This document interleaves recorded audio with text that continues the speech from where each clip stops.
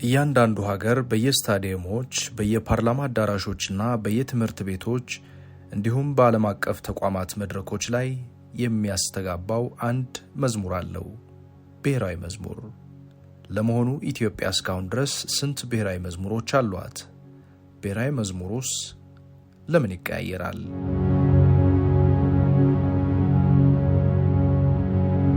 ብሔራዊ መዝሙር የአንድ ሀገር ይፋዊ መዝሙር ነው። የሀገርን ታሪክና ትግል ይወክላል። ቃላቶቹና ዜማዎቹ የሕዝቡን ኩራት ያሳያሉ። መዘመር ሰዎችን አንድ ላይ ያመጣቸዋል። ብዙውን ጊዜ ለነጻነት የተከፈሉትን መስዋዕትነቶችም ያስታውሳሉ። የሀገሪቱን እሴቶችና እምነቶችም ያሳያል። ባህልና ቋንቋ ሕያው ሆኖ እንዲቀጥልም ያደርጋል። የሀገራቱን ያለፈውን እንዲሁም የአሁኑን ብሎም የወደፊቱን መሻትና እውነትም ያገናኛል። ብሔራዊ መዝሙር የአንድን ሀገር ሁለንተናዊ መንፈስ ይተርካል። እያንዳንዱ ሀገር በየስታዲየሞች በየፓርላማ አዳራሾችና በየትምህርት ቤቶች ስነ ስርዓቶች ላይ የሚያስተጋባው አንድ የተከበረ መዝሙር አለው። ይህ መዝሙር ኩራትን የሚቀሰቅስ፣ ትዝታን የሚያነሳሳና ትኩረትን የሚሻ ዜማን ያቀፈም ይሆናል። ብሔራዊ መዝሙር በመጀመሪያ ሲታይ መዝሙር ብቻ ነው። ነገር ግን ከማስታወሻዎቹና ከግጥሞቹ ስር የማንነት የአንድነትና የታሪክ ፍልስፍናን አቅፎ ይዟል። ምክንያቱም ብሔራዊ ማንነት እኛ ማንን የሚለውን ለመመለስ ስለሚሞክር ነው። እያንዳንዱ ሕዝቡን የሚወክል ምልክትም ይፈልጋል። እንደ ሰንደቅ ዓላማ ወይም ባንዲራዎች፣ የገንዘብ አይነቶች፣ ሐውልቶች፣ የታሪክ አንጓዎችና ሌሎችም መዝሙሮች በዚህ ውስጥ የሚካተቱ ናቸው። ብሔራዊ መዝሙር ከዜማ በላይ ነው፣ ምክንያቱም የማንነት ምልክት ነው። ቃላቶቹ፣ ዜማዎቹና ቃናዎቹ ለዓለም መልክን ይናገራሉ። እኛ ማንን፣ የምንሰጠው ዋጋ ይህ ነው፣ ይህ ታሪካችን ነው ብሎም ይናገራል። እስቲ ያስቡት፣ የትም ቦታ ብትሆኑ የአገሮትን ብሔራዊ መዝሙር ስትሰሙ ወዲያውኑ አንዳች ነገር አይወረዎትም? ስሜቶስ በቅጽበት አይለወጥምን?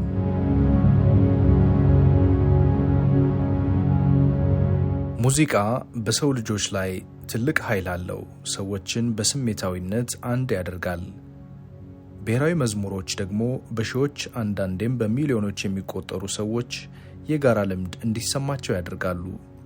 ዜጎች አንድ ላይ ብሔራዊ መዝሙሮቻቸውን ሲዘምሩ ወይም ሲያዳምጡ ልዩነቶች፣ ለምሳሌ የክልላዊነትና የአውራጃዊነት ስሜቶች፣ የቋንቋ ወይም የባህል ልዩነቶች ቦታቸውን ለብሔራዊው ሀገር አቀፍ ስሜት ይለቃሉ።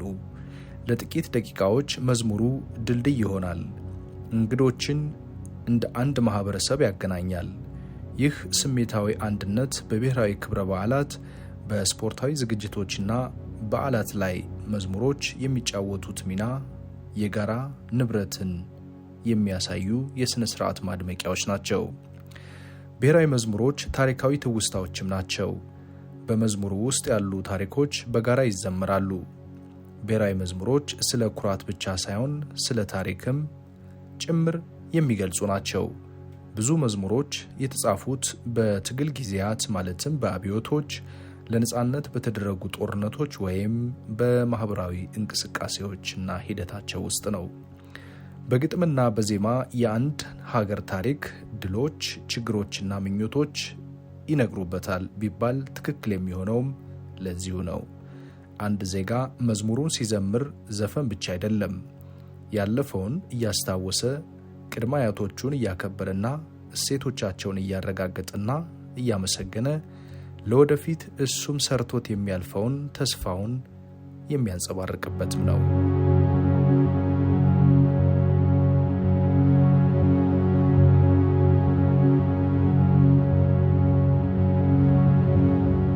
ብሔራዊ መዝሙር ዓለም አቀፍ ዕውቅና ነው።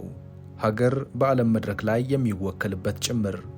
ብሔራዊ መዝሙር በኦሎምፒክና በልዩ ልዩ ዲፕሎማሲያዊ ዝግጅቶች ላይ የሀገር ድምፅ ሆኖ ያገለግላል። ታላላቅ አትሌቶቻችንን ማስታወሱ በቂ ነው። አለን፣ እኛ ሉዓላዊ ነን፣ እንዲህም እንባላለን የሚል መልእክትም ከሰንደቅ ዓላማቸው ጋር ሲያውለበልቡት ሲዘምሩት ይታያልም። ሕዝብ ታሪክና ባህል አለኝ የሚል መልእክትን እንዲይዝም ያደርጋል። ከዚህ አንጻር መዝሙሮች ለስላሳ ኃይሎች ናቸው ይባላል። ከወታደራዊ ሰልፎች እስከ ምርቃት ብሔራዊ መዝሙሮች ጠቃሚ የህብረተሰብ ስርዓቶችን ያመለክታሉ። መዝሙር መከባበርን፣ አክብሮታዊነትንና ነጸብራቅን ያሳያል።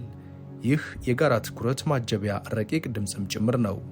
ሁሉም ሰው ከራሱ የሚበልጥ ነገርን ለማክበር ቆም ብሎ በሚዘምርበት ቅጽበት ሀገር ይገለጣል። ብሔራዊ መዝሙር በእንቅስቃሴ ላይ ያለ ፍልስፍና ነው ይባላል።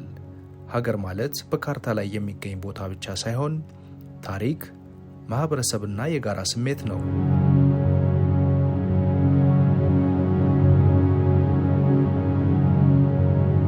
አሁን እስቲ ወደ ኢትዮጵያ ብሔራዊ መዝሙር እንመለስ። በኢትዮጵያ ታሪክ ውስጥ የመጀመሪያው ብሔራዊ መዝሙር የተዘጋጀው በቀዳማዊ አጼ ኃይለ ሥላሴ ዘመነ መንግስት ነበር። ጣሊያን የሀገሪቱን ዳግም የመውረር ፍላጎት ይዛ ከመምጣቷ ቀደም ብሎ በ1919 ዓ.ም የተዘጋጀው ብሔራዊ መዝሙር ኢትዮጵያ ሆይ ደስ ይበልሽ የሚል እንደነበር በታሪክ ተዘግቧል። የመዝሙር ግጥሙ በቀኝ ጌታ ዮፍታሔ ንጉሴ የተጻፈ እንደሆነና ዜማው ደግሞ አርመናዊው ሙዚቀኛ ኬቮርክ ናልባንዲያን የተባለ ሰው እንዳቀናበረው ይነገራል። ይህ መዝሙር ለመጀመሪያ ጊዜ የተዘመረው ደግሞ በተፈሪ መኮንን ትምህርት ቤት ተማሪዎች እንደነበርም እንዲሁ በታሪክ ሰፍሯል። መዝሙሩ ተፈሪ መኮንን ቀዳማዊ ግርማዊ አጼ ኃይለ ሥላሴ ተብለው የንግስ አክሊሉን ሲደርቡ መንበርና እርካብም ሲቆናጠጡ ለበዓለ ሲመታቸው ከፍተኛ ድምቀት እንደሰጠውም በታሪክ ተሰንዷል። መዝሙሩን ላፍታ እንበለው። ኢትዮጵያዬ ሆይ ደስ ይበልሽ፣ በአምላክሽ ኃይል በንጉስሽ ተባብረዋልና አርበኞችሽ፣ አይነካም ከቶ ነጻነትሽ፣ ብርቱ ናቸውና ተራሮችሽ። አትፈሪም በጠላቶችሽ፣ ድል አድራጊው ንጉሳችን ይኑርልን ለክብራችን ይላል። ይህ የኢትዮጵያ የመጀመሪያው የነበረው ብሔራዊ መዝሙር በመንግስታት ዲፕሎማቲክ ፕሮቶኮል ትልቅ አስተዋጽኦና ዋጋ እንደነበረው ይጠቀሳል። እስከ አብዮቱ መባቻ ድረስም በተለያዩ ህዝባዊ በዓላትና ዝግጅቶች ላይ ሲዘመር ኖሯል። ደርግ ወደ ስልጣን ሲመጣ ግን ከቀየራቸው ጉዳዮች መካከል አንዱ ቀድሞ የነበረው ይህ የኢትዮጵያ ህዝብ መዝሙር እንደነበር ይነገራል። ወታደራዊ ደርግ ኢትዮጵያን በሶሻሊስት ወይም ህብረተሰባዊነት በሚባለው ርዕዮተ ዓለም እንድትመራ ሲወስን ብሔራዊ መዝሙሩንም ፍልስፍናውንም በሚመስሉት መንገዶች እንደገና ለውጦታል። እናም ኢትዮጵያ ቀዳሚ የተባለውን ብሔራዊ መዝሙር በ1968 ዓ.ም አስተዋወቀው። በአሰፋ ገብረ ማርያም የተጻፈው ግጥም በዳንኤል ዮሐንስ ዜማው ተዘጋጅቶለት ለብዙ ዓመታት ተዘምሯል። እስቲ በደርግ ዘመነ መንግስት የነበረውን የኢትዮጵያ ብሔራዊ መዝሙር ባጭሩም በለው።